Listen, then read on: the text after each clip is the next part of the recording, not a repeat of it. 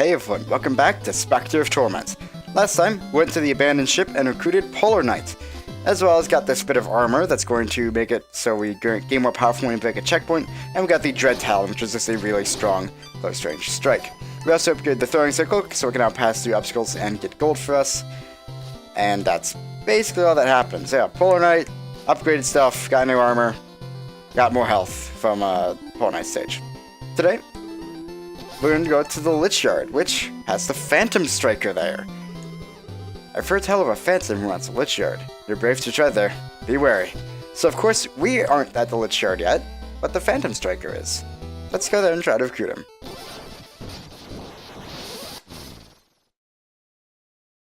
Of course, we're simply a slave to the Enchantress, not a knight.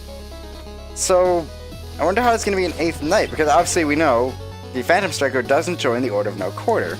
Interesting. Oh my god, I love the Lich Yard remix, it's so good! Every song in this game, every remix, so good. I couldn't get that gold. Okay, whatever, it's fine. Lich Yard, not too different. The broccoli that we can launch into the air now is a dash point, so that's good. As are the ghosts. But otherwise, well, to say it's not a different stage is completely wrong, but in terms of the gimmicks, there's no new gimmicks like there was with the rail grinding in Polar Knight stage. Though that's arguable as well, because now we have the dash points with the broccoli, so I don't know. Anyway, we're going to break this checkpoint here to get a bit powered up. So now we are restoring darkness, as well as our attack now has this short little projectile attack that will make it a little bit easier to deal with enemies, as well as dig up those pits of gold, I guess, in just one shovel swing. So we don't have to, well, this, excuse me. I was gonna say that frog is now fucked because we have stronger attack, but I mean, apparently I can't even make it to the frog, let alone kill him. Which is always upsetting. You always want to kill frogs. Pro tip. So this skeleton, these skeletons are pain in the original Shovel Knight if you don't remember. But in this run, they're not actually that bad because we have the throwing sickle and we have the dash to just kind of deal with them quickly. And we missed the red diamond. Oh well, these things happen. So we also restore health continuously, I believe. Just health and darkness. So the Lich Yard still has this gimmick that I don't like. Where the stage turns dark at some points. So there's a skull up there, make sure not to miss that. And kill these guys. Oh, I got so we need to go left here, actually. I believe this is the room. Because if we break this wall, yes. Jump down here, there's a ladder. I'm Specter Knight! Oh wait, you're Specter Knight. Did I scare you? Jumped up and everything, just like you said. Dude, I kept the hideout safe and sound. Only Specter Knight gets in here. Nobody else, not a soul. So, we found our secret room. There's not really much to do in here, but you might recognize this from Plague of Shadows. Because this is where we found the Phase Locket in Plague of Shadows. Obviously, this chest is open already, so this is some boots. General adventuring equipment, it seems, a map, some books, some fireflies, I guess? And a sword as well. But nothing much to do in here. There's no secrets, no skulls, no items, so let's just leave. I should mention, in my Plague of Shadows playthrough, I did miss going into Plague Knight's secret room. It is right before the boss fight with Shovel Knight. If you jump into the right wall before dropping down into the pit, you will access Plague Knight's secret room. I completely missed it. I actually didn't even know it was there. I will be making an extra video for Shovel Knight, a third extra video, bonus video, whatever, that goes over that. Some of the cheats unique to Specter Knight and Plague Knight. I won't be making a full cheats video for them because they are largely the same as Shovel Knight. As well as the Battletoads, because they finally got ported over to the PC version of Shovel Knight. They're no longer exclusive to the Xbox One version, or the Xbox, actually just the Xbox One version, because there is no 360 version of this game. So, now they're in the PC version and the Xbox One version, which makes it one less reason you need to buy an Xbox One for anything, because, frankly, I've seen this from other people as well. I don't know what is even on the Xbox One that's exclusive besides, like, the Halo games and Rare Replay. Like, I don't understand, because Gears of War. Actually, Halo might not even be exclusive, because I know Gears of War is on Windows 10 on PC. But I have no idea if Halo is as well. I would imagine so. Like, if they're doing it with Gears of War, you'd think they'd also be doing it with Halo. Also, I completely forgot about these platforms. So that is the new gimmick. These invisible platforms that don't appear until you walk on them or run into them. So they can create invisible mazes, essentially, through these platforms like that. And it can make it tricky to get some bits of gold. You basically have to know exactly where to go to get all the gold in this stage, which I am trying to do my best. So of course I want as much gold as possible to upgrade my curios and get new armor. I like to get a bit of new armor for every stage in these videos to show them all off. But I will say, if you want just the best armor right off the bat, the rail mail is the best armor. It costs, I think it was 6,000 gold, but it is like hands down the best armor, both in the way of functionality, and it's like the most fun. It's just the most fun armor in the game, so would absolutely suggest that over anything else. Oh, well thanks for that. Seemed unnecessary, but hey, whatever. So you can also break walls by jumping off of them, not just by jumping on them, or jumping from on top of them. So that wall we could have broken with just running along it and jumping off it, but I didn't, so... You can do it though, in some instances where it's particularly helpful. So there's our will chest over there. These flames we can just get rid of by attacking them. You don't need the powered up attack to do this, you can do it with any attack. I forgot we can attack from ladders. I don't know why, but I forgot we could do that. And there's our darkness chest. So our first darkness upgrade ups it by 1 segment of the meter, I guess. So now we have 3 darkness meters, which each curio uses a different amount of darkness, so that doesn't mean that much. I definitely prefer in Shovel Knight how we had a distinct number for using darkness, or for using, what were they called in Shovel Knight? I can't even remember. Just the items, I guess. In this game and in Plague of Shadows, they went for a bar instead of a number, which I definitely don't prefer because it's less exact, I guess, harder to tell exactly how much you're using, but oh well. I should mention as well, this armor doesn't increase in power as you break more and more checkpoints. You only have to break 1 to get all the benefits of it, so that's why I'm not breaking every single checkpoint in this stage, so.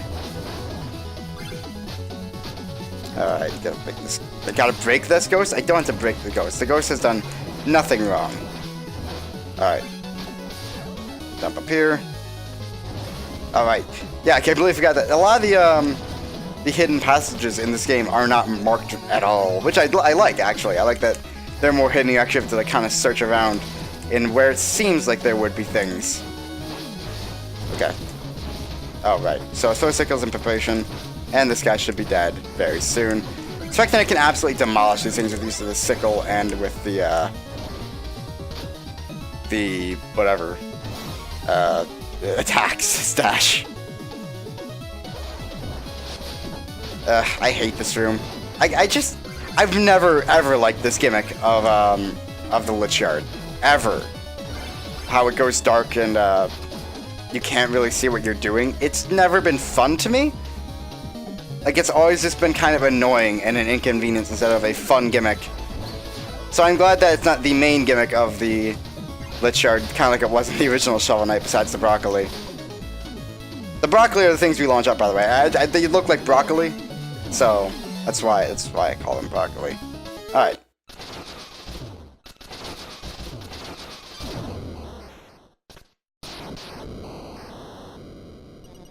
Surprise attack. Hardly befitting the honorable warrior I'd hoped to meet. The Wraith yet speaks of honor, having surrendered his own. Serve as an errant boy. Merely invite you to continue your trials at the behest of the Enchantress. Her power is unmatched, and she expects this empty, broken husk to intimidate me. Your power is untrue, but mine comes from within. Let me demonstrate. So we have a completely new boss here. I mean, kind of. It's similar to the fight in Shovel Knight, but it's fairly different. We have a completely unique layout to fight the Phantom Striker in, as well as a completely unique character to fight him with, of course. And he's a really cool boss. We're kind of demolishing him here, but as these lightning attacks, you can summon from up top. As long as you're under these platforms, you can avoid them without having to worry about it at all. He also has these orbs that I really shouldn't be standing in, especially since I'm low on will, but wow, okay. We kind of demolished him really quick. Cool. I was ready to use the will skull because I was scared I was going to die, but whatever. We're alright. You may match me in battle, but you and your cohorts are unfit to rule this land. Your days are numbered, wretch. I will roam free and see your kind vanquished to the last. So we didn't recruit him. That's 1 out of 8 that we're just not getting, and nope.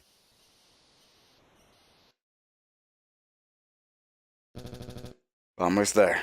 I can feel it. Indeed, and a long journey it's been. Onward. So we have this memory of, well, this is our former self. This is Donovan. Essentially, it's a stage where you basically play the same, but you're not Specter Knight yet. So actually, we have the standard magic meter from Shovel Knight that I prefer. And we have this unique curio, I guess? More of an item, but basically it's a caltrop. So you throw them, and they get laid down, and any enemy that runs over them gets damaged. Or we can throw them directly on and we hurt them. So Luan here is going to help us out by launching us up whenever we dash into him. And otherwise, it's basically the same. Of course, we have a different magic meter, and that's it. Specter Knight plays, or Donovan, I guess, plays exactly the same as Specter Knight, so nothing to worry about there. Besides Luan here helping us out to get around. But of course, music is slightly different as well, and the entire stage is sepitone. I love these sections. They play just different enough with Donovan or Luan helping you out to be unique, and I love that about them. Goldars is actually a lot easier as well with the caltrops because you can throw them behind them and just back them into them, so they take damage like that. Really, really helpful. There's only a few ways to ever deal with gold armors in a convenient way in these games, and that's definitely one of them. Let's say we stop here for the night. Donovan, as a father, I'm worried about him. Do you think the amulet will truly protect him from all harm? Your boy has much to learn about the world, certainly. But if this trinket is as powerful as they say, I can only hope the legends hold true.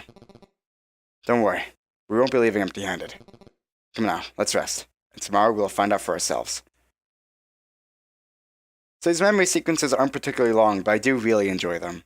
It gives some insight into Specter Knight's past, and I think it's really nice. Anyway. So we found some more red skulls, of course. So you can go over to red and get a new curio. We can actually get both of these. I want to get... Well, we can get both of them, but let's talk about the skeletal archer first, because this one is particularly nice. So, this is amazing. It's essentially an archer you can throw down behind you. Throw down behind you, and it will shoot at enemies. Specifically, this is helpful during bosses, because of course during a stage, you're going to continue to keep moving. That was... okay. So it's not really helpful there, but for bosses, it's great. You can also detonate it automatically by hitting the curio button again, and it blows up like a bomb, like the big boom would in Plague of Shadows. So it's useful as just a mine, and also just as a thing to deal with bosses more efficiently. You know what, I guess that guy's just gonna live. Whatever. It's fine.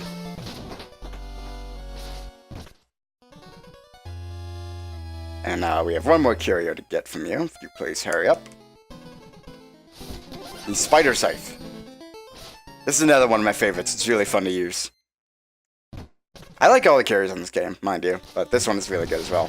So, you throw it, and it climbs up walls. And you can also upgrade it, which we probably will also do in this episode, to get gold. Because that's really helpful if you die. So if you throw it here, it can actually go up there.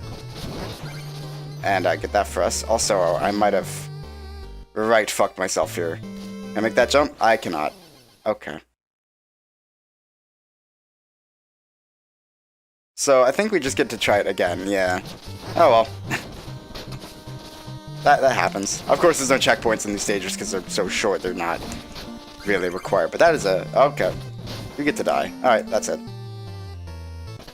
Again, I love that there's these little rooms to explain how to use these curios, because that was something Plague of Shadows definitely lacked, and it was really, really annoying.